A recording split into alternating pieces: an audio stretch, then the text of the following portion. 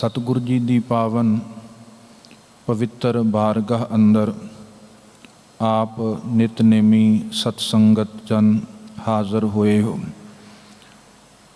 भाई साहब भाई भगत पूर्ण सिंह जी जिन्हां दा अज जन्म दिहाड़ा है 4 जून 1904 नूं राजेवाल तहसील खन्ना जिला लुधियाना जिन्हां दा जन्म हुंदा है। बड़े अणथक सेवक ने जिहड़े अज तक नहीं थके, जिहड़ी उन्हां ने गुरु नानक साहब जी कोलों सिक्ख्या लैके अपना जीवन जीना कीता है। जो उन्हां ने सेवा परोपकार दा बूटा लाया है, अज पिंगलवाड़ा संस्था दे रूप अंदर फलिया फुलिया है।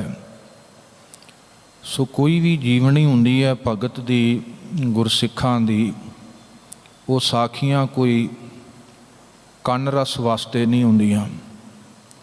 बाबाणियां कहानियां पुत सपुत करेन,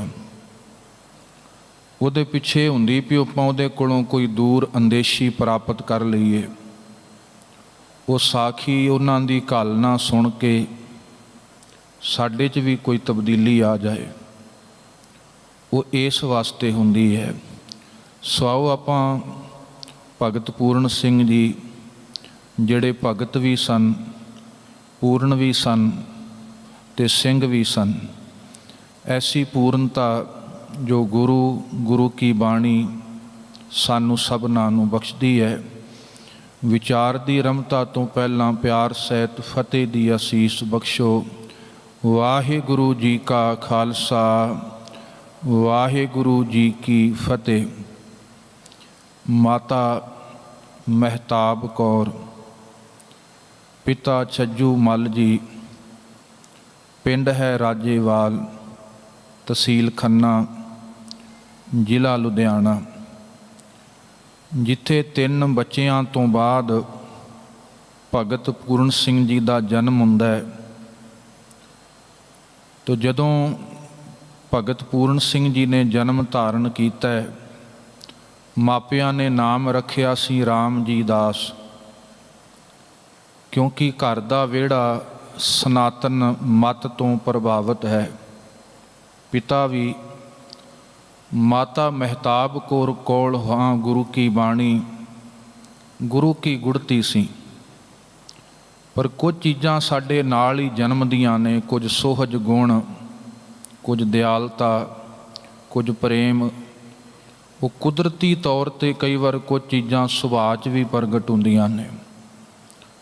कुछ बाद विच जैसी संगत सभा सोसाइटी सोबत मिलती है, कुछ बाद विच गुण अवगुण प्रगट हो जाते हैं। तो राम जी दास ही जेड़े बचपन तो ही बड़े कोमल हिरदे वाले धार्मिक ख्यालों वाले सन। भावी माँ चाहुंदी सी मेरा पुत्र बड़ी उच्च विद्या प्राप्त करे। पिता का कारोबार भी चंगा है, पर कुछ काल पिया घाटा पिया, पिता भी संसार तो चलिया जांदा है। राम जी दास जिथे अपनी पढ़ाई करते ने उथे ठाकर द्वारे भी जाते ने। उन्होंने अपने, क्योंकि उन्हों का लिखिया साहित, उन्हों दियां रचनावां, उन्हों दियां जीवनियां, उन्हों दे हथों लिखियां घटनावां मिल जांदियां ने। उत्थे एक बार वो सारा दिन किसी शिवाले सेवा करते ने, पानी लिया के थड़ा धोंदे ने, उस देवल नूं इशनान कराउंदे ने। ते जदों वक्त लंघिया, भोजन का वक्त आया, उत्थों का पुजारी उहदे शिष्य भोजन ग्रहण करन लग पे। भगत पूर्ण सिंह जी उदों राम जी दास के रूप अंदर उन्होंने भी भोजन की इच्छा जाहिर की, पर उतों पकड़ के उठा दिता गया। बड़े हैरान होए भी मैं तो सोचिया सी रब का घर है, सेवा करांगे फल मिलेगा। उतों फिर आउंदे होए लुधियाने तो खन्ने नूं गुरुद्वारा रेरू साहब है, ਜਿੱਥੇ ਆ ਕੇ ਰਹਿਰਾਸ ਸਾਹਿਬ ਜੀ ਦਾ ਪਾਠ ਹੋ ਰਿਹਾ ਹੈ, ਬਹਿ ਗਏ। ਭਾਵੇਂ ਭਾਵਨਾ ਸੀ, ਪਹਿਲੋਂ ਵੀ ਭਗਤੀ ਭਾਵ ਵਾਲਾ ਸੁਭਾਅ ਸੀ। ਗੁਰੂ ਕੀ ਬਾਣੀ ਨੇ ਮਨ ਮੋਹ ਲਿਆ। ਸਮਾਪਤੀ ਹੋਈ, ਸੇਵਾਦਾਰ ਨੇ ਆਵਾਜ਼ ਮਾਰੀ, ਭਾਈ ਜਿਹਨੇ ਪ੍ਰਸ਼ਾਦਾ ਛਕਣਾ ਛਕ ਲਓ। ਭੁੱਖ ਲੱਗੀ ਸੀ, ਬੈਠ ਗਿਆ। ਸਭਨਾਂ ਨੂੰ ਇੱਕੋ ਜਿਹਾ ਪ੍ਰਸ਼ਾਦਾ ਮਿਲਿਆ। ਗੁੜ ਦੇ ਚੌਲ ਸੀ, ਪ੍ਰਸ਼ਾਦਾ ਦਾਲਾ। ਰੂਹ ਦੇ ਵਿੱਚ ਚਰਨਾਹਟ ਛਿੜ ਗਈ ਤੇ ਰਾਤ ਉੱਥੇ ਰਹੇ। ਤੇ ਮੈਂ ਕਈ ਵਾਰ ਬੇਨਤੀ ਕਰਦਾ ਹਾਂ, ਕਦੇ ਆਪਾਂ ਬੜੀ ਛੇਤੀ ਲੰਗਰਾਂ ਦੇ ਦੁਆਲੇ ਹੋ ਜਾਂਦੇ। ਮੁਬਾਰਕ ਹੈ, ਇੱਕ ਸਿੱਖੀ ਪ੍ਰਚਾਰ ਦਾ ਅੰਗ ਹੈ ਲੰਗਰ। ਭਗਤ ਪੂਰਨ ਸਿੰਘ ਜੀ ਪ੍ਰਸ਼ਾਦਾ ਛਕਣ ਆਏ ਸੀ। ਵਾਕਈ ਕਿੱਡੀ ਵੱਡੀ ਪਦਵੀ ਮਿਲ ਗਈ। ਕੋਈ ਸ਼ੋਅ ਮਿਲ ਜਾਂਦੀ ਹੁੰਦੀ। ਕਿਸੇ ਦੂਸਰਾ ਭਗਤ ਜੀ ਨੇ ਜ਼ਿਕਰ ਕੀਤਾ ਹੈ, ਉਹ ਕਹਿਣ ਲੱਗੇ ਫਤਿਹਗੜ੍ਹ ਸਾਹਿਬ ਜਦੋਂ ਸਭਾ ਭਰਦੀ ਸੀ, ਉਹ ਵੀ ਆਉਂਦੇ ਨੇ। ਕਹਿਣ ਲੱਗੇ ਜਦੋਂ ਫਤਿਹਗੜ੍ਹ, ਜਦੋਂ 14 ਕੁ ਸਾਲ ਉਹਨਾਂ ਦੀ ਉਮਰ ਸੀ। ਵੇਖੋ ਗੁਰਦੁਆਰੇ, ਸੰਗਤ, ਇਹ ਸਿੱਖੀ ਪ੍ਰਚਾਰ ਦਾ ਕੇਂਦਰ ਹੈ। ਇੱਥੇ ਜੇ ਪਿਆਰ ਮਿਲੇ, ਸਦਭਾਵਨਾ ਮਿਲੇ, ਇੱਥੇ ਗੁਰੂ ਦੀਆਂ ਦਾਤਾਂ ਸੁਭਾਵਿਕ ਤੌਰ 'ਤੇ ਦੂਜੇ ਦੇ ਅੰਦਰ ਪ੍ਰਵੇਸ਼ ਕਰ ਜਾਂਦੀਆਂ ਨੇ।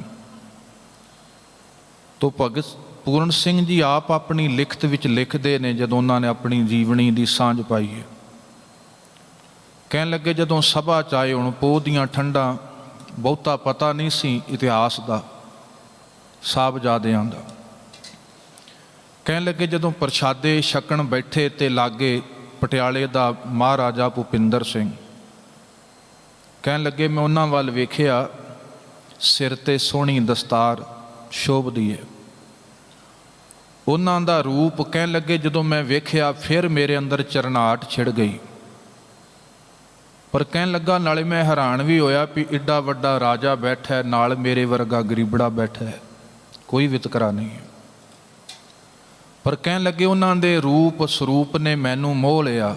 ਮੇਰੇ ਅੰਦਰ ਇੱਕ ਸਵਾਲ ਆ ਗਿਆ, ਹੋਣਾ ਚਾਹੀਦਾ, ਬਦਲਾਅ ਤਾਂ ਹੀ ਆਏਗਾ ਕੁਝ ਸਵਾਲ ਸਾਡੇ ਪ੍ਰਤੀ ਪੈਦਾ ਹੋਣਾ। ਜੇ ਤੇ ਆਪਾਂ ਦੂਜਿਆਂ ਨੂੰ ਕਰ ਰਹੇ ਹਾਂ ਵੀ ਕਮੇਟੀਆਂ ਨਹੀਂ ਕੁਝ ਕਰਦੀਆਂ, ਪੰਥ ਕਿੱਥੇ ਚਲਾ ਗਿਆ, ਉਹ ਸਰਕਾਰਾਂ ਕਿੱਥੇ। ਭਗਤ ਪੂਰਨ ਸਿੰਘ ਜੀ ਲਿਖਦੇ ਨੇ, ਜਦੋਂ ਪਿੰਗਲਵਾੜੇ ਸੇਵਾ ਕਰਦੇ ਸੀ ਪਿੰਗਲਿਆਂ ਦੀ, ਕਿਸੇ ਬੁੱਧੀਜੀਵੀ ਨੇ ਸਵਾਲ ਕੀਤਾ ਸੀ ਭਗਤ ਪੂਰਨ ਸਿੰਘ ਨੂੰ ਵੀ ਤੁਹਾਨੂੰ ਕੀ ਲੋੜ ਹੈ ਇਹਨਾਂ ਵਾਸਤੇ ਮੰਗਣ ਦੀ। ਜਿਹੜੇ ਪਿੰਗਲੇ ਨੇ, ਇਹ ਲੰਗੜੇ ਲੂਲੇ ਨੇ, ਇਹ ਤੁਸੀਂ ਸਰਕਾਰਾਂ ਨੂੰ ਸ਼ਹਿ ਦੇ ਰਹੇ ਹੋ, ਤੁਹਾਨੂੰ ਕੀ ਲੋੜ ਹੈ, ਸਰਕਾਰਾਂ ਆਪੇ ਕਰਨਗੀਆਂ। ਤੇ ਭਗਤ ਪੂਰਨ ਸਿੰਘ ਜੀ ਕਹਿਣ ਲੱਗੇ ਮੰਨ ਲਓ ਜੇ ਸਾਡਾ ਕੋਈ ਧੀ ਪੁੱਤ ਪਿੰਗਲਾ ਹੋਏ, ਲੰਗੜਾ ਹੋਏ, ਪਰਿਵਾਰ ਦੇ ਕੋਈ ਜੀਅ ਨਾਲ ਘਟਨਾ ਵਾਪਰ ਗਈ, ਕੀ ਆਪਾਂ ਸਰਕਾਰ ਨੂੰ ਉਡੀਕਾਂਗੇ? ਉਹ ਬੁੱਧੀਜੀਵੀ ਸੁੰਨ ਹੋ ਗਿਆ ਭਗਤ ਪੂਰਨ ਸਿੰਘ ਦੇ ਬੋਲ ਸੁਣ ਕੇ। ਵੇਖੋ ਜੇ ਸਮਾਜ ਵਿੱਚ ਰਹਿੰਦੇ, ਭਗਤ ਪੂਰਨ ਸਿੰਘ ਨੇ ਸੰਸਾਰ ਨੂੰ ਆਪਣਾ ਘਰ ਜਾਣਿਆ, ਸਮਾਜ ਨੂੰ ਆਪਣਾ ਪਰਿਵਾਰ ਜਾਣਿਆ। ਉਹਨਾਂ ਨੇ ਆਪਣੇ ਆਪ ਨੂੰ ਕੁਝ ਵੀ ਨਹੀਂ ਜਾਣਿਆ। ਭਾਈ ਗੁਰਦਾਸ ਜੀ ਕਹਿੰਦੇ ਜਿਵੇਂ ਬੱਦਲਾਂ ਕੋਲ ਭਾਵੇਂ ਪਾਣੀ ਬਹੁਤ ਹੈ ਪਰ ਆਪਣੇ ਕੋਲ ਨਹੀਂ ਰੱਖਦੇ ਹੋ, ਤੇ ਵਰਨ ਲੱਗਿਆਂ ਕਦੇ ਵਿਤਕਰਾ ਵੀ ਨਹੀਂ ਕਰਦੇ। ਰੁੱਖ ਦੇ ਕੋਲ ਫਲ ਹੈ ਆਪ ਨਹੀਂ ਖਾਂਦਾ ਉਹ, ਬਸ ਸੇਵਕ ਵੀ ਇਸੇ ਤਰ੍ਹਾਂ ਦਾ ਹੁੰਦਾ। ਤੇ ਮੈਂ ਪੜ੍ਹ ਰਿਹਾ ਸਾਂ ਭਗਤ ਪੂਰਨ ਸਿੰਘ ਅੱਜ ਪਿੰਗਲਵਾੜੇ ਉਸਥਾਨ ਤੇ, ਉਹਨਾਂ ਦਾ ਕੋਈ ਬਸਤਾ ਨਹੀਂ ਮਿਲਦਾ, ਕੋਈ ਕਮਰਾ ਨਹੀਂ ਮਿਲਦਾ, ਕੋਈ ਚੋਲਾ ਨਹੀਂ ਮਿਲਦਾ, ਕੁਝ ਨਹੀਂ ਮਿਲਦਾ, ਸਭ ਕੁਝ ਮਾਨਵਤਾ ਵਾਸਤੇ ਸੀ। ਨਹੀਂ ਤੇ ਬੜੇ ਬੜੇ ਵੱਡੇ ਉਹ ਬਣੇ ਹੋਏ ਬ੍ਰਹਮ ਗਿਆਨੀ ਲੋਕੀ ਉਹਨਾਂ ਦੇ ਕਮਰਿਆਂ ਨੂੰ, ਜੋੜਿਆਂ ਨੂੰ, ਚੋਲਿਆਂ ਨੂੰ ਪੁੱਜੀ ਜਾਂਦੇ ਨੇ ਬੜੇ ਥਾਵਾਂ 'ਤੇ, ਜਿਨ੍ਹਾਂ ਨੇ ਮਾਨਵਤਾ ਨੂੰ ਦਿੱਤਾ ਕੁਝ ਨਹੀਂ। ਖੈਰ ਮੇਰਾ ਵਿਸ਼ਾ ਇਹ ਨਹੀਂ ਹੈ। ਭਗਤ ਪੂਰਨ ਸਿੰਘ ਜੀ ਲਿਖਦੇ ਜਦੋਂ ਫਤਿਹਗੜ੍ਹ ਸਾਹਿਬ, ਕਹਿਣ ਲੱਗੇ ਫਿਰ ਜਦੋਂ ਵੇਖਿਆ ਸਰੂਪ ਬਹੁਤ ਸੋਹਣਾ, ਦਸਤਾਰ ਹੈ, ਚਿਹਰਾ ਹੈ, ਸਵਾਲ ਆ ਗਿਆ ਮੇਰੇ ਕੋਲ ਕਿਉਂ ਨਹੀਂ ਹੈ, ਚਰਨਾਹਟ ਛਿੜ ਗਈ। ਫਿਰ ਕਹਿਣ ਲੱਗੇ ਜਦੋਂ ਨਗਰ ਕੀਰਤਨ ਸ਼ੁਰੂ ਹੁੰਦਾ ਹੈ, ਉੱਥੇ ਨਗਰ ਕੀਰਤਨ ਸ਼ੁਰੂ ਹੁੰਦਾ ਹੈ, ਕਹਿਣ ਲੱਗਾ ਫਿਰ ਮੈਂ ਹੈਰਾਨ ਹੋ ਗਿਆ ਵੀ ਕੋਈ ਮਹਾਰਾਣਾ ਹੈ ਵੱਡਾ, ਉਹ ਵੀ ਨੰਗੇ ਪੈਰ ਗੁਰੂ ਗੁਰੂ ਕਰਦੇ ਤੁਰ ਰਹੇ ਨੇ। ਉਹ ਧੁਨਾਂ ਕਹਿੰਦੇ ਮੇਰੇ ਅੰਦਰ ਧੱਸ ਗਈਆਂ ਜਿਹੜੀਆਂ ਨਿਕਲੀਆਂ ਨੇ। ਸੱਚ ਜਾਣੇ ਹੋ ਇਹ ਗੁਰੂ ਦੀ ਕੋਈ ਕਿਰਪਾ ਮਿਹਰਾਮਤ ਵਰਤੇ, ਸਾਡੀ ਘਾਲਨਾ ਨੂੰ ਭਾਗ ਲੱਗ ਜਾਏ। ਤੇ ਭਗਤ ਪੂਰਨ ਸਿੰਘ ਨੇ ਆਪਣੀ ਮਾਂ ਮਹਿਤਾਬ ਕੌਰ ਨੂੰ ਕਿਹਾ ਸੀ, ਮਾਂ ਅੱਜ ਮੈਂ ਸਵਾਲ ਕਰਨਾ ਹੈ, ਮੇਰਾ ਸਵਾਲ ਮਾਂ ਤੇਰੇ ਵੱਲ ਆ ਰਿਹਾ। ਮਾਂ ਅੱਜ ਮੈਂ ਵੇਖਿਆ ਦਸਤਾਰ ਚਿਹਰਾ, ਮਾਂ ਮੇਰੇ ਕੋਲ ਕਿਉਂ ਨਹੀਂ? ਮਾਂ ਨੇ ਕਿਹਾ ਸੀ ਤੂੰ ਛੋਟਾ ਹੈ। ਔਰ ਮਾਂ ਕੀ ਕਹਿੰਦੀ? ਜਵਾਬ ਦੇ ਦਿੱਤਾ, ਤੇਰੇ ਕੋਲ ਸਾਂਭਿਆ ਨਹੀਂ ਜਾਣਾ। ਕਹਿਣ ਲੱਗਾ ਮਾਂ ਨਹੀਂ, ਮੈਂ ਹੁਣ ਸਾਂਭਣ ਜੋਗਾ ਹੋ ਗਿਆ। ਜਿੱਥੋਂ ਫਿਰ ਘਾਲਣਾ ਸ਼ੁਰੂ ਹੋ ਗਈ। ਮਾਂ ਚਾਹੁੰਦੀ ਸੀ ਬੱਚੇ ਨੂੰ ਵਿੱਦਿਆ, ਮੁਬਾਰਕ ਹੈ, ਮਾੜੀ ਨਹੀਂ ਵਿੱਦਿਆ। 10ਵੀਂ ਪਾਸ ਨਹੀਂ ਸੀ ਕਰ ਸਕੇ ਭਗਤ ਪੂਰਨ ਸਿੰਘ। ਮਾਂ ਭਾਵੇਂ 10 ਰੁਪਏ ਪਿਤਾ ਚੜ੍ਹਾਈ ਕਰ ਗਏ, ਗਰੀਬੀ ਆ ਗਈ। ਮਾਂ ਲਾਹੌਰ ਜਾ ਕੇ ਕਿਸੇ ਦੇ ਭਾਂਡੇ ਮਾਂਜਦੀ ਹੈ। ਤੇ ਭਗਤ ਪੂਰਨ ਸਿੰਘ ਚਾਹੁੰਦੇ ਸੀ ਮਾਂ ਉਹਨਾਂ ਨੂੰ ਪੜ੍ਹਾਉਣਾ, ਚਲੋ 10 ਪੜ੍ਹੇ, ਪੂਰੀਆਂ ਨਹੀਂ ਪੜ੍ਹ ਸਕੇ। ਪਰ ਤੁਸੀਂ ਵੇਖਿਓ ਅੱਜ ਪਟਿਆਲਾ ਯੂਨੀਵਰਸਿਟੀ ਤੇ ਭਗਤ ਪੂਰਨ ਸਿੰਘ ਜੀ ਦੇ ਉੱਤੇ PhD ਹੁੰਦੀ ਹੈ। ਗੱਲ ਇਕੱਲੇ ਇਲਮੀ ਗਿਆਨ ਦੀ ਨਹੀਂ ਹੁੰਦੀ ਜਿੰਨਾ ਚਿਰ ਤੱਕ ਅਮਲ ਨਾ ਹੋਏ। ਇਕੱਲਾ ਇਲਮ ਕੀ ਕਰੇਗਾ ਜੇ ਅਮਲ ਹੀ ਨਹੀਂ ਜੀਵਨ 'ਚ, ਜੇ ਭਾਵ ਹੀ ਨਹੀਂ, ਜੇ ਸਮਰਪਣ ਹੀ ਨਹੀਂ। ਤੋ ਭਗਤ ਪੂਰਨ ਸਿੰਘ ਜੀ ਜਦੋਂ ਫਿਰ ਅੱਜ ਲਾਹੌਰ ਦੀ ਧਰਤੀ ਤੇ ਜਾਂਦੇ ਨੇ, ਫਿਰ ਕਿਉਂਕਿ ਉੱਥੇ ਚਲੇ ਗਏ, ਉੱਥੇ ਲੁਧਿਆਣੇ ਤੋਂ ਕੋਈ ਮਾਂ ਪਿਓ ਆਪਣਾ ਛੋਟਾ ਬੱਚਾ ਛੱਡ ਗਏ। ਕੌਣ ਸਾਂਭੇ ਪਿੰਗਲੇ ਨੂੰ? ਕੌਣ ਸਾਂਭੇ ਜਿਹੜਾ ਬੋਲ ਨਹੀਂ ਸਕਦਾ, ਤੁਰ ਨਹੀਂ ਸਕਦਾ? ਤੇ ਭਗਤ ਪੂਰਨ ਸਿੰਘ ਦੀ ਭਾਵਨਾ ਪਹਿਲੋਂ ਹੀ ਸੀ। ਜੇ ਸਰਾਹ ਤੋਂ ਜਾਂਦੇ ਸੀ, ਕਹਿੰਦੇ ਇੱਕ ਤੇ ਕਦੇ ਕਦੇ ਸਰਕਾਰੀ ਲੋਕ, ਜਦੋਂ ਸਰਕਾਰੀ ਅਹੁਦੇਦਾਰ ਆਉਣਾ ਹੁੰਦਾ ਸੀ, ਲਾਹੌਰ ਦੀਆਂ ਸੜਕਾਂ ਸਾਫ਼ ਹੁੰਦੀਆਂ ਸੀ, ਪਰ ਭਗਤ ਪੂਰਨ ਸਿੰਘ ਜੀ ਰੋਜ਼ ਉਹਨਾਂ ਰਾਹਾਂ ਨੂੰ ਸਾਫ਼ ਕਰ ਦਿੰਦੇ ਸੀ ਜਿਨ੍ਹਾਂ ਤੋਂ ਲੰਘਦੇ ਹੁੰਦੇ ਸੀ। ਰੋਜ਼ ਹੀ ਜਿੱਧਰ ਦੀ ਲੰਘਦੇ ਸੀ, ਦੁਨੀਆ ਨੂੰ ਪਤਾ ਲੱਗ ਜਾਂਦਾ ਸੀ ਇੱਥੋਂ ਭਗਤ ਲੰਘਿਆ, ਗੁਰੂ ਕਾ ਸਿੱਖ ਲੰਘਿਆ। ਨਿਸਵਾਰਥ ਹੈ, ਸੇਵਾ ਕਰਤ ਹੋਏ ਨਿਹਕਾਮੀ, ਤਿਸ ਕੋ ਹੋਤ ਪ੍ਰਾਪਤ ਸੁਆਮੀ। ਤੇ ਅੱਜ ਜਦੋਂ ਗੁਰਦੁਆਰਾ ਡੇਰਾ ਸਾਹਿਬ, ਅੱਜ ਉੱਥੇ ਕੋਈ ਛੁੱਟ ਗਿਆ ਆਪਣਾ ਬੱਚਾ, ਕੋਈ ਵਾਰਸ ਨਹੀਂ ਬਣਦਾ, ਕੌਣ ਸਾਂਭੇ? ਭਗਤ ਪੂਰਨ ਸਿੰਘ ਨੇ ਫਿਰ ਉਹਨੂੰ ਸਾਂਭ ਲਿਆ, ਆਪਣੇ ਮੋਢੇ ਚੁੱਕ ਲਿਆ ਉਹਨੂੰ, ਜਿਹਦਾ ਨਾਮ ਉਹਨਾਂ ਨੇ ਪਿਆਰਾ ਸਿੰਘ ਰੱਖਿਆ ਸੀ।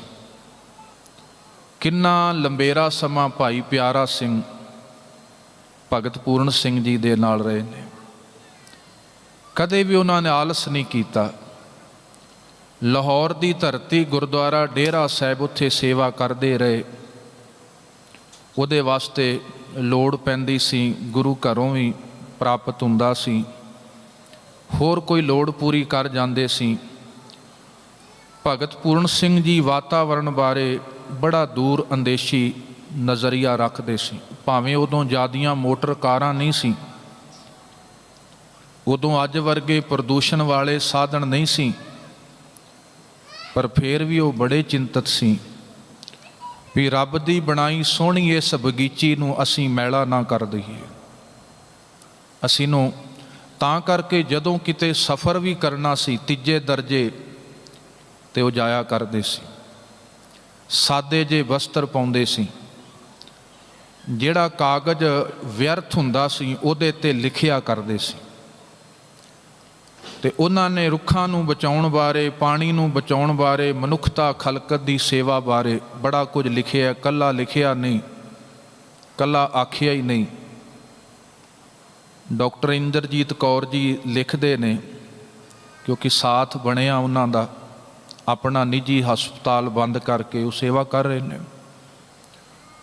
ਕਹਿੰਦੇ ਜਾ ਰਹੇ ਸਾਂ ਲਾਹੌਰ ਤੋਂ ਅੰਮ੍ਰਿਤਸਰ ਸਾਹਿਬ, ਰਿਕਸ਼ੇ ਤੇ ਜਾ ਰਹੇ ਸਾਂ, ਟ੍ਰੇਨ ਤੇ ਬੈਠਣਾ ਸੀ, ਇੱਕਦਮ ਰਿਕਸ਼ੇ ਤੋਂ ਉਤਰ ਗਏ, ਸਾਹਮਣੇ ਕਿੱਲ ਪਏ ਨੇ।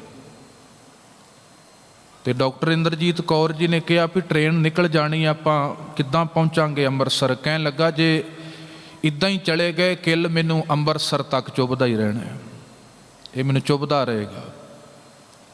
ਕਿੰਨਾ ਭਾਵੇਂ ਬਰੀਕ ਗੱਲਾਂ ਨੇ, ਆਪਣੇ ਭਾਣੇ ਛੋਟੀਆਂ ਨੇ, ਪਿਆ ਰਹਿਣ ਦੇ ਕੂੜਾ, ਕੋਈ ਗੱਲ ਨਹੀਂ, ਹੁੰਦਾ ਹੈ ਬਹੁਤ ਵਾਰ।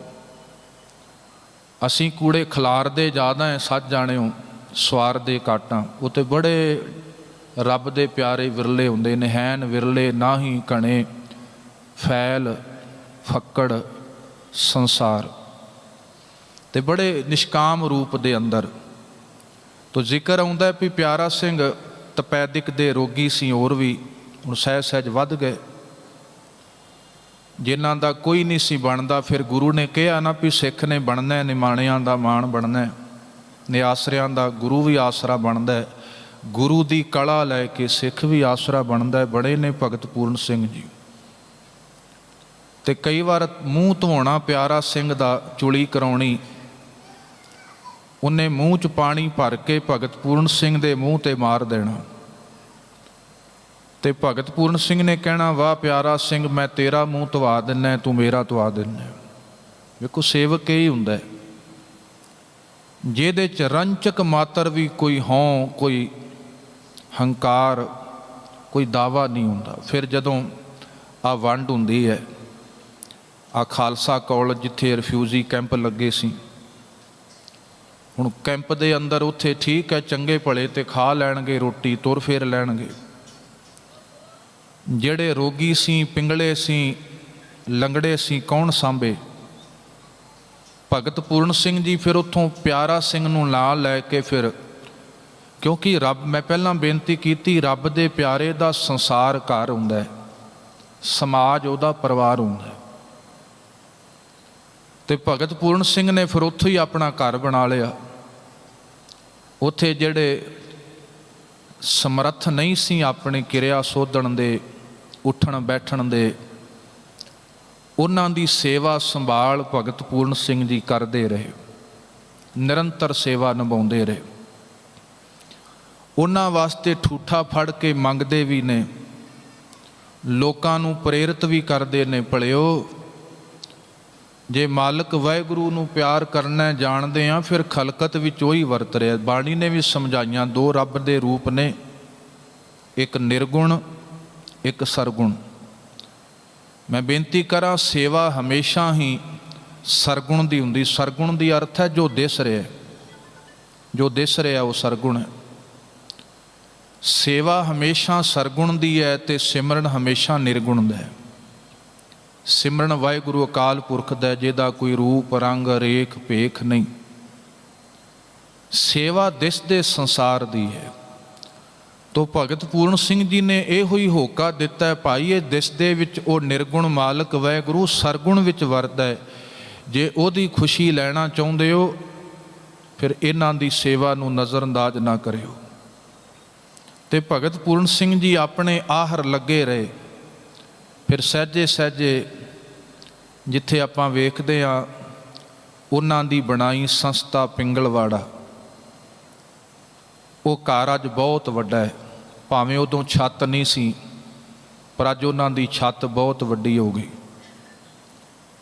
ਭਾਵੇਂ ਉਦੋਂ ਸਾਧਨ ਨਹੀਂ ਸੀ, ਅੱਜ ਬਹੁਤ ਸਾਧਨ ਨੇ, ਉਹਨਾਂ ਦੀਆਂ ਬਰਾਂਚਾਂ ਨੇ, ਮੈਡੀਕਲ ਸੁਵਿਧਾਵਾਂ ਨੇ। ਅਸੀਂ ਜ਼ਹਿਰ ਨਾਲ ਭਰੀਆਂ ਸਬਜ਼ੀਆਂ ਖਾਂਦੇ ਹਾਂ, ਟੀਕੇ ਲੱਗੇ। ਅੱਜ ਉੱਥੇ ਵੀ ਕੁਦਰਤੀ ਸਬਜ਼ੀਆਂ ਦਾ, ਅੰਨ ਦਾ ਭੋਜਨ ਬਣਦਾ, ਜੋ ਭਗਤ ਪੂਰਨ ਸਿੰਘ ਨੇ ਉਪਰਾਲਾ ਕੀਤਾ ਸੀ ਨਾ। ਭਾਈ ਸਾਦਗੀ 'ਚ ਜੀਵਨ ਹੈ। ਭਾਈ ਰੱਬ ਦੀ ਇਸ ਕਾਇਨਾਤ ਨੂੰ ਜ਼ਹਿਰ ਦੇ ਨਾਲ ਭਰੀਏ ਨਾ, ਅੱਜ ਸਾਨੂੰ ਸਮਝ ਆ ਜਾਏ, ਕਿਉਂਕਿ ਉਹ ਤਾਂ ਵੱਖਰੀ ਗੱਲ, ਆਪਾਂ ਉਹਨਾਂ ਨੂੰ ਚੇਤਾ ਹੀ ਨਹੀਂ ਕਰਦੇ। ਅਸੀਂ ਵੀ ਉਹਨਾਂ ਬਾਬਿਆਂ ਦੀਆਂ ਬਰਸੀਆਂ ਮਨਾਉਂਦੇ ਹਾਂ ਜਿਨ੍ਹਾਂ ਨੇ ਆਪਣਾ ਕਦੇ ਪਰਨਾ ਨਾ ਧੋਤਾ ਹੋਏ, ਜਿਨ੍ਹਾਂ ਦੇ ਦਰਵਾਜ਼ਿਆਂ ਦੇ ਅੱਗੇ ਲਾਈਨਾਂ ਲੱਗੀਆਂ ਹੋਣ ਵੀ ਮਹਾਂਪੁਰਖ ਨੇ। ਬਸ ਅਸੀਂ ਵੀ ਉਹਨੂੰ ਹੀ ਸਮਝਦੇ ਹਾਂ। ਅਸੀਂ ਉਹਨੂੰ ਮਹਾਂਪੁਰਖ ਨਹੀਂ ਜਾਣਿਆ ਜਿਹੜਾ ਮਾਨਵਤਾ ਦੇ ਵਿੱਚ ਹੀ ਵਿਚਰਦਾ ਹੋਏ। ਤੋ ਭਗਤ ਪੂਰਨ ਸਿੰਘ ਨੇ, ਅੱਜ ਆਪਾਂ ਜ਼ਹਿਰ ਦੀਆਂ ਸਬਜ਼ੀਆਂ ਖਾਂਦੇ ਹਾਂ, ਵਰਤਦੇ ਹਾਂ, ਪਰ ਅੱਜ ਤੁਸੀਂ ਵੇਖਿਓ ਉੱਥੇ ਔਰਗੈਨਿਕ ਖੇਤੀ ਹੁੰਦੀ ਹੈ। ਜੋ ਉਹਨਾਂ ਨੇ ਪੂਰਨੇ ਪਾਏ ਸੀ, ਤੇ ਭਗਤ ਪੂਰਨ ਸਿੰਘ ਜੀ ਲਿਖਦਾ, ਮੈਂ ਪੜ੍ਹ ਰਿਹਾ ਸਾਂ, ਔਰ ਕਹਿਣ ਲੱਗੇ ਮੇਰੀ ਉਮਰ ਹੁਣ, ਕਿਉਂਕਿ 88 ਸਾਲ ਕੁਝ ਮਹੀਨੇ ਉਹਨਾਂ ਨੇ ਸਰੀਰਕ ਆਪਣੀ ਆਰਬਲਾ ਭੋਗੀ ਹੈ, ਪਰ ਸਾਰੀ ਦੂਜੇ ਵਾਸਤੇ, ਕਿਉਂਕਿ ਆਪਣੇ ਵਾਸਤੇ ਜੀਣਾ ਬੜਾ ਸੌਖਾ ਹੈ, ਆਪਣਿਆਂ ਵਾਸਤੇ ਮਰਨਾ ਸੌਖਾ ਹੈ। ਮਰਦੇ ਹੀ ਨੇ ਲੋਕ ਮੋਹ 'ਚ ਪੈ ਕੇ, ਲੋਭ 'ਚ ਪੈ ਕੇ। ਪਰਮਾਰਥੀ ਜੀਵਨ ਬੜਾ ਔਖਾ ਹੈ, ਕਿਸੇ ਦੂਜੇ ਵਾਸਤੇ ਹੁੰਦਾ ਹੈ, ਕਿਸੇ ਦੂਜੇ ਵਾਸਤੇ ਜੀਣਾ, ਕਿਸੇ ਦੂਜੇ ਵਾਸਤੇ ਆਪਣਾ ਸਭ ਕੁਝ ਖਰਚ ਦੇਣਾ। ਤੇ ਕੁਦਰਤ ਬੜੀ ਦਿਆਲੂ ਹੈ ਰੱਬ ਦੀ, ਮੋੜ ਕੇ ਬਹੁਤ ਕੁਝ ਝੋਲੀ 'ਚ ਪਾ ਦਿੰਦੀ ਹੈ। ਤੋ ਭਗਤ ਪੂਰਨ ਸਿੰਘ ਦੀ ਲਿਖਤ ਪਤਾ ਲੱਗਦਾ ਉਹਨਾਂ ਦਾ ਬਾਣੀ ਪ੍ਰਤੀ ਕਿੰਨਾ ਪਿਆਰ ਹੈ।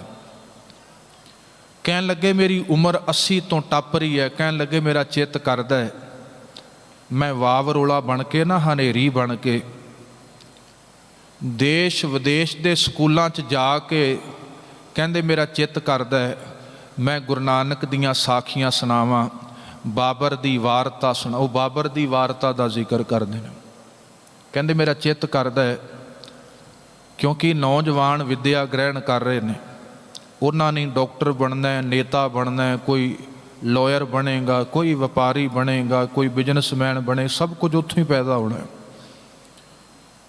ਕਹਿੰਦੇ ਮੇਰਾ ਚਿੱਤ ਕਰਦਾ ਮੈਂ ਬਾਬਰ ਦੀ ਸਾਖੀ ਸੁਣਾਵਾਂ, ਵੀ ਤਾਕਤ ਆਏ ਕਦੇ ਬਾਬਰ ਵਰਗੇ ਜ਼ਾਬਰ ਨਾ ਬਣ ਜਾਇਓ। ਬਾਬਰ ਕੋਲ ਵੀ ਤਾਕਤ ਸੀ, ਜਿਹੜਾ ਪਾਪ ਕੀ ਜੰਜ ਲੈ ਕਾਬਲੋਂ ਤਾਇਆ, ਜੋਰੀ ਮੰਗੈ ਦਾਨ ਵੇਲਾ ਲੋ। ਤਾਕਤ ਆਏ ਮੁਬਾਰਕ ਹੈ, ਬਾਬਰ ਵਰਗੇ ਨਾ ਬਣ ਜਾਇਓ। ਮੈਂ ਗੁਰੂ ਨਾਨਕ ਦੀਆਂ ਸਾਖੀਆਂ ਵਾਵਰੋਲਾ ਬਣ ਕੇ ਹਰੇਕ ਦੇਸ਼ ਵਿਦੇਸ਼ ਪਹੁੰਚਾਉਣਾ ਚਾਹੁੰਦਾ। ਸਕੂਲਾਂ 'ਚ ਮੇਰੇ ਬੱਚੇ, ਮੇਰੇ ਗੁਰੂ ਨਾਨਕ ਸਤਿਗੁਰ ਦੀ ਸਿੱਖਿਆ ਆ ਇਸ ਦੇਸ਼ ਕੌਮ ਵਿਸ਼ਵ ਦੇ ਬੱਚਿਆਂ ਦੇ ਨਜ਼ਰੀਏ ਵਿੱਚ ਆ ਜਾਏ, ਉਹਨਾਂ ਦੀ ਸੋਚ ਵਿੱਚ ਆ ਜਾਏ। ਮੈਂ ਚਾਹੁੰਦਾ ਗੁਰੂ ਨਾਨਕ ਸਾਹਿਬ ਨੇ 13 ਤੋਲਿਆ, ਕਿਰਤ ਕਰਨੀ ਮੁਬਾਰਕ ਹੈ, ਪਰ ਕਿਰਤ ਜਿਹੜੀ ਸਤਿਗੁਰਾਂ ਨੇ, ਗੁਰੂਆਂ ਨੇ, ਭਗਤਾਂ ਨੇ ਸਿਖਾਈ ਹੈ ਉਹ ਚਾਹੁੰਦੇ ਰਹੇ, ਹੋਕੇ ਦਿੰਦੇ ਰਹੇ। ਅੱਜ ਵੀ ਵੇਖੋ ਕਿਤਾਬਾਂ, ਆਪਾਂ ਸ਼ਬਦ ਗੁਰੂ ਦੀ ਗੱਲ, ਪਰ ਸੱਚ ਜਾਣਿਓ ਲਿਟਰੇਚਰ ਹੈ ਮਹਿੰਗਾ, ਪਰ ਮੈਨੂੰ ਇਹ ਵੀ ਕਹਿਣ ਦੇਣਾ ਲਾਇਬ੍ਰੇਰੀ ਆਪਣੀ ਵੇਖੋ ਕਿਹੜੀ ਕਿਤਾਬ ਹੈ, ਨਹੀਂ ਪਰ ਪੜ੍ਹਦੇ ਨਹੀਂ ਆਪਾਂ, ਇਹ ਵੀ ਮੁਸ਼ਕਲ ਹੈ। ਭਗਤ ਪੂਰਨ ਸਿੰਘ ਨੇ ਵੇਖੋ ਲਿਟਰੇਚਰ ਕਿਤਾਬ 'ਚ ਅੱਜ ਵੀ ਉਹਨਾਂ ਦੇ ਮਿਲਦੇ ਨੇ, ਫ੍ਰੀ ਲਿਟਰੇਚਰ ਮਿਲਦੇ, ਫ੍ਰੀ ਆਫ ਕੋਸਟ। ਉਹਨਾਂ ਦੀ ਕਿਤਾਬ ਦਾ ਕੋਈ ਮੁੱਲ ਨਹੀਂ ਹੁੰਦਾ, ਕੋਈ ਛੋਟੀ ਹੋਏ ਵੱਡੀ ਹੋਏ। ਤੇ ਜਿਹੜੀਆਂ ਪੁਸਤਕਾਂ ਦੇ ਅੰਦਰ ਬਸ ਸੇਵਾ ਹੈ, ਸਿਮਰਨ ਹੈ, ਭਲਾ ਹੈ, ਉਸ ਰੱਬ ਦੇ ਮੈਂ ਕਹਿੰਦਾ ਦੀਦਾਰ ਹੁੰਦੇ ਨੇ। ਨਿਰੰਤਰ ਭਗਤ ਪੂਰਨ ਸਿੰਘ ਜੀ ਆਪਣੇ ਕਾਰਜ, ਆਪਣੇ ਆਹਰ ਦੇ ਅੰਦਰ ਅਣਥੱਕ ਹੋ ਕੇ, ਕਿੰਨੇ ਕਹਿੰਦੇ ਸੀ ਵੀ ਇਹਨਾਂ ਨੇ ਜੀਣਾ ਨਹੀਂ ਜ਼ਿਆਦਾ, ਕਿਉਂਕਿ ਤਪੈਦਿਕ ਨੇ, ਕਿਸੇ ਨੂੰ ਚੇਚਕ ਹੈ, ਕਿਸੇ ਨੂੰ ਹੈਜ਼ਾ ਹੈ, ਕਿਸੇ ਨੂੰ ਕੋਹੜ ਦਾ ਰੋਗ ਲੱਗਾ ਹੈ। ਪਰ ਵੇਖੋ 88 ਸਾਲ 2 ਮਹੀਨੇ ਉਮਰ ਭੋਗੀ ਹੈ ਭਗਤ ਪੂਰਨ ਸਿੰਘ ਜੀ ਨੇ। ਜਿੱਥੇ ਉਹਦਾ ਪਿਆਰ ਹੋਏ, ਉਹਦੀ ਸਾਂਝ ਬਣ ਜਾਏ ਜੀਵਨ ਦੇ ਅੰਦਰ, ਉੱਥੇ ਸੱਚ ਜਾਣਿਓ ਰੱਬ ਵੀ ਕੋਈ ਘਾਟ ਨਹੀਂ ਰਹਿਣ ਦਿੰਦਾ। ਵਾਹਿਗੁਰੂ ਵੀ ਉਹਨਾਂ ਨੂੰ ਕਲਾ, ਸ਼ਕਤੀ, ਦਾਤ ਵਰਤ ਦਿੰਦਾ। ਤੇ ਆਪਾਂ ਘੱਲੂਕਾਰਾ ਦਿਹਾੜਾ ਮਨਾ ਰਹੇ ਹਾਂ, ਵੀਰ ਜੀ ਆ ਗਏ ਨੇ, ਮੈਂ ਸਮਾਪਤੀ ਕਰਾਂ।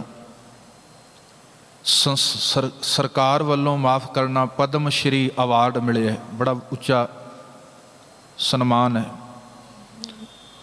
ਕਿਉਂਕਿ ਭਗਤ ਪੂਰਨ ਸਿੰਘ ਨੇ ਬਹੁਤ ਨੇੜੇ ਹੋ ਕੇ ਤੱਕਿਆ ਮੇਰੇ ਗੁਰੂ ਦੇ ਹਰਮੰਦਰ ਨੂੰ, ਜਿੱਥੇ ਕਿੰਨਿਆਂ ਦੀ ਰੂਹ ਸ਼ਾਂਤ ਹੁੰਦੀ ਹੈ, ਜਿੱਥੇ ਕਿੰਨਿਆਂ ਨੂੰ ਕੀ ਕੁਝ ਗੁਰੂ ਦੇ ਦਰ 'ਤੇ ਮਿਲਦਾ ਹੈ। ਕੋਈ ਭੁੱਖਾ ਆਇਆ ਭੋਜਨ ਮਿਲ ਗਿਆ, ਦੁਖੀ ਆਇਆ ਸੁੱਖ ਮਿਲ ਗਿਆ।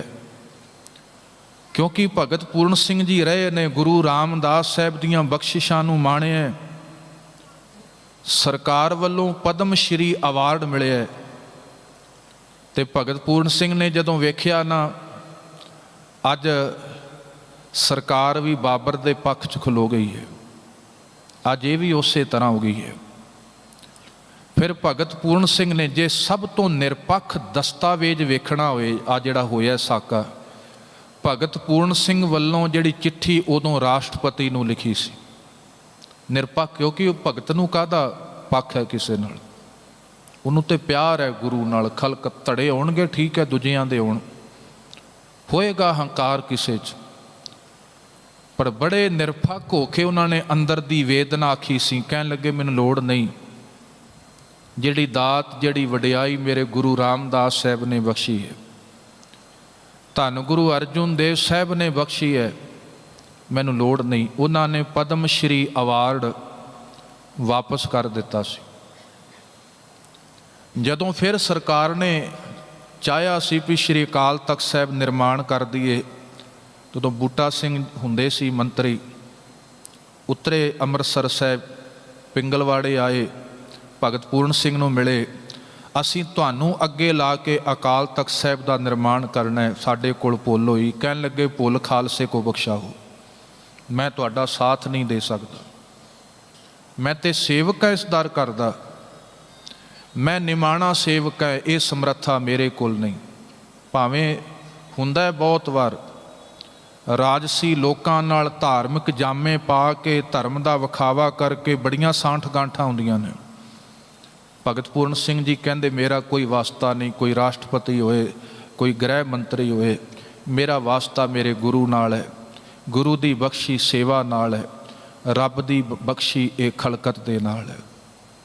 ਤੋ ਨਿਰਪੱਖ ਹੋ ਕੇ ਉਹ ਆਪਣੇ ਕਾਜ ਨਿਭਾਉਂਦੇ ਰਹੇ। ਉਹਨਾਂ ਦਾ ਬੂਟਾ ਅੱਜ ਵੀ ਇੱਕ ਨਹੀਂ, ਬੂਟਾ ਉਹ ਕਈ ਬਣ ਗਏ, ਕਈਆਂ ਨੂੰ ਜੀਵਨ ਮਿਲ ਰਿਹਾ। ਉੱਥੋਂ ਕਿੰਨਾ ਕੁਝ ਦਾਤਾਂ ਤੇ ਤੁਸੀਂ ਸਹਿਯੋਗ ਕਰਦੇ ਹੋ। ਇਹ ਸੰਗਤ ਅੱਜ ਵੀ ਵੇਖੋ, ਇਹ ਨਹੀਂ ਵੀ ਆਪਾਂ ਕਹੀਏ ਵੀ ਕੋਈ ਅਦਾਰਾ ਇਕੱਲਾ ਹੀ ਚੱਲ ਜਾਂਦਾ। ਆਪ ਸੰਗਤਾਂ ਜਿੰਨਾ ਹੁੰਦਾ ਜਥਾ ਸਖਤ, ਆਪ ਜੀ ਭਗਤ ਪੂਰਨ ਸਿੰਘ ਜੀ ਦੀ ਸੋਚ ਤੇ ਪਹਿਰਾ ਦੇ ਰਹੇ ਹੋ।